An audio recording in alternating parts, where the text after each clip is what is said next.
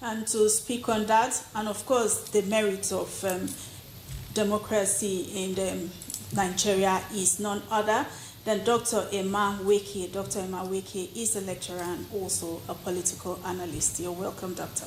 Thank you very much. Good afternoon, viewers. Thank you. Now, when we say citizens' participation, what readily comes to your mind, or what is citizens' participation in a democracy? When we talk about citizens' participation, we are talking about the contribution of citizens. Then citizens here will refer to the leaders and the led. So the other flank of it, which is the led, that is what comes to mind when we talk about citizens' participation in democratic process. Citizens' participation in governance means that the people is talking about people centricity, that the people is the fulcrum of any democratic process. Okay, now let's talk about the merits. What are the merits of citizens' participation? Are there any advantage? The merits of citizens' participation is that is where the leaders will have the real feedback. You don't get feedback from the elitist perspective, point of view. When you talk about the issues around the Nigerian economy, issues around the Nigerian socio-political milieu, you get it from these citizens. You don't get it from up there, from the grassroots. And the grassroots is where the citizens dwell. That is where you find the people. So leadership, governance, democratic process is all about the people. What are the people? What is the pain of the people? What are they crying about? What are their issues? So this, you get the feedback. And I've always said that the one best way government can always get feedback from the real people is through direct impact researches. And we have tertiary institutions, professors, academic doctors who go into researches that are not, viewed into, are not looked into. So if you have these direct impact researches, you hear directly from the people, not from politicians, I think Nigeria will be a better place. We have politicians that are disposed, to help the people, to serve the nation, that are patriotic. But because they are away from the real information arena, some of the politicians around them may not have suffered or had experiences of what so many Nigerians are passing through. We have power shortage. Not so many politicians have had power outage for up to an hour. So it is possible that they will not have the real information of what the people pass through around power. Or you talk about sanitation. So persons live in a top-notch hygiene environment. So when you do the direct impact research, you can get direct feedback from the people. Okay.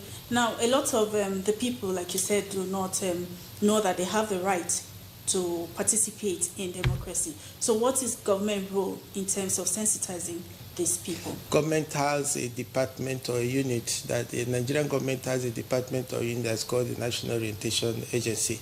It is their role to create awareness to the people, tell the people be informed the ways and processes of making their contributions to political leadership. It could come through, the government should not be people opinion proof. There shouldn't be any form of superimposition. The voices of the people should be allowed into the domains of power.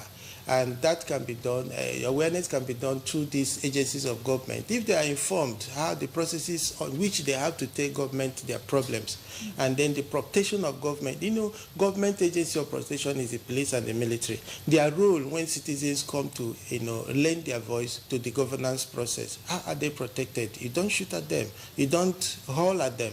You don't do any form of intimidation. You get the feedback. These are the real people, the people that the government is working for, the repayers of the government, the citizens that are leading us. So they must be heard.